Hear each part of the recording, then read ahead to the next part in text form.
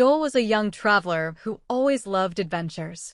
One day, while staying in a small village, he heard many strange stories about a place called the Snake Forest. The villagers warned him that no one who entered the forest ever returned. They said giant snakes lived there and that the forest was cursed. But Joel was brave and curious. He wanted to see the truth with his own eyes. Early the next morning, Joel packed food, water, and a torch and walked toward the dark forest. As soon as he entered, the air became heavy and the sound of birds stopped.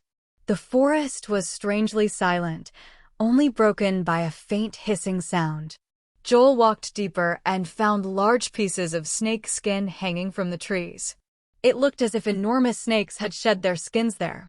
As night began to fall, Joel noticed shadows moving quickly among the trees. When he looked up, he saw huge snakes slithering on the branches above him. His heart beat faster, but he continued his journey. Soon, he reached an old stone temple hidden in the middle of the forest. The temple was covered with snakes, and in the center stood a terrifying creature, the Snake Queen, half woman and half snake. The Snake Queen spoke in a deep voice. She told Joel that she guarded the forest for hundreds of years. She promised him great treasures if he gave her his soul. Joel refused and tried to escape, but the forest turned into a maze. Snakes came out from the ground and chased him. Using his torch, Joel fought them back. Finally, he saw the edge of the forest and ran with all his strength. He managed to escape, but when he looked into the water of a river nearby, his reflection shocked him. His eyes glowed yellow like a snake. The forest had marked him forever. Joel was known in his town as a man who feared nothing. He loved exploring dangerous places and proving people wrong. One day, while staying in a small village near the mountains, he overheard a group of elders talking about a cursed place called the Snake Forest. They warned that anyone who entered was either eaten alive by giant snakes or returned as someone completely changed. Joel laughed and said, "Snakes cannot scare me. I will go and show you all there is nothing inside." The villagers shook their heads, begging him not to risk his life. But Joel's pride was stronger than their warnings. The very next morning, he entered the forest carrying only a stick, a torch, and a small knife. As soon as he stepped inside, the air became heavy and damp. The deeper he went, the quieter it became. The usual sounds of birds and insects disappeared. Only one sound remained, the chilling hiss of snakes. Joel walked carefully, but soon he saw something that froze his blood. On the ground lay a snake skin, but it was longer than a bus. His hands trembled, yet he pushed himself forward. Hours later, he reached an open area where broken statues stood. Suddenly, snakes crawled out from every corner, circling him. From the shadows appeared a terrifying figure, the Snake Queen. Her body was long and covered in bright scales, her face half woman and half serpent. She hissed, "You entered my forest. To leave, you must give me your soul." Joel shouted back, "I will never bow to you," and ran. The forest twisted strangely, turning paths into traps. Snakes chased him, their glowing eyes shining in the dark. Joel grabbed his torch, swinging fire to push them back. Finally, he reached the edge of the forest. He escaped, but when he looked into a puddle of water, he saw his reflection. His eyes had turned golden like a snake's. The forest had marked him forever. Joel had always been curious about places that others feared. During one of his travels, he reached a small, quiet village. When he asked about nearby forests, the villagers grew pale. They spoke of the Snake Forest, a place no one dared to enter. Some said the forest was alive, others whispered about giant snakes that could swallow a man whole. Joel did not believe in such tales. He thought the people were only superstitious. That night, while sitting by the fire, he decided he would enter the forest at sunrise and prove the stories wrong.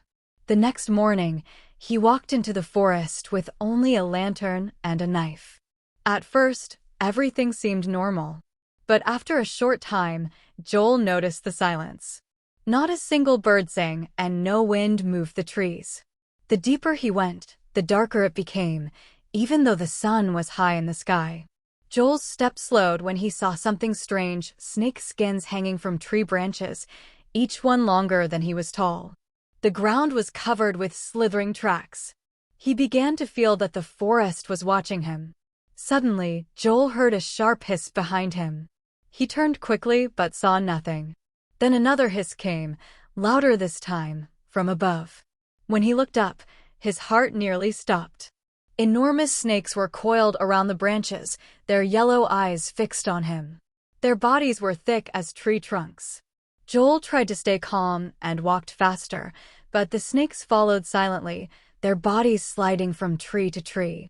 The forest felt like a trap, closing around him. At last, he reached a ruined stone gate covered in moss. He stepped inside, and the hissing grew louder. From the shadows, a chilling voice whispered, "You should not have come here." Joel realized then that the forest was not just filled with snakes, it was ruled by something far more powerful and evil. Joel had been inside the snake forest for hours. At first, he believed he could walk in and walk out like any normal forest, but soon he realized this place was different. The air was thick, the trees were twisted, and every path seemed to look the same. He tried to keep track of his way, marking trees with his knife, but after a while, the marks disappeared. It was as if the forest erased them on purpose. Joel's courage began to fade, but he forced himself to move forward. Then came the shadows. At first, they were faint, dark figures sliding between the trees. Joel thought it was his imagination. But when he stood still, the shadows stood still too. When he walked, they followed. The hissing grew louder. Joel's heart pounded as he looked up and saw enormous snakes moving silently on the branches. Their scales reflected the little light that filtered through the leaves. They were not just hunting, they were watching him, waiting for the right moment. The ground beneath his feet also felt strange. Twice, he stepped on something soft, and when he looked down, he realized he was standing on smaller snakes, slithering away quickly. He jumped back, his breath shaking. Suddenly, one of the shadows formed into a huge snake that blocked his path. Its tongue flickered, its eyes glowing like fire. Joel raised his stick, but more snakes dropped from the trees around him, circling slowly. Then the forest itself seemed to change. The trees bent closer, their branches twisting like arms. Joel could barely see the sky anymore. The shadows danced on the trunks, forming strange shapes that looked almost human. He knew then that this was no ordinary forest. It was alive, controlled by something ancient and dark. And every snake, every shadow, every hiss was leading him toward the center, toward the heart of the forest where the true horror waited. Joel's legs were tired, but his fear pushed him deeper into the snake forest. The hissing sounds grew louder, as if thousands of snakes surrounded him from every side. He could no longer tell which direction he came from or where to go. The air smelled of damp soil and rotting leaves, mixed with something sharper, like venom. At last, Joel entered a wide clearing.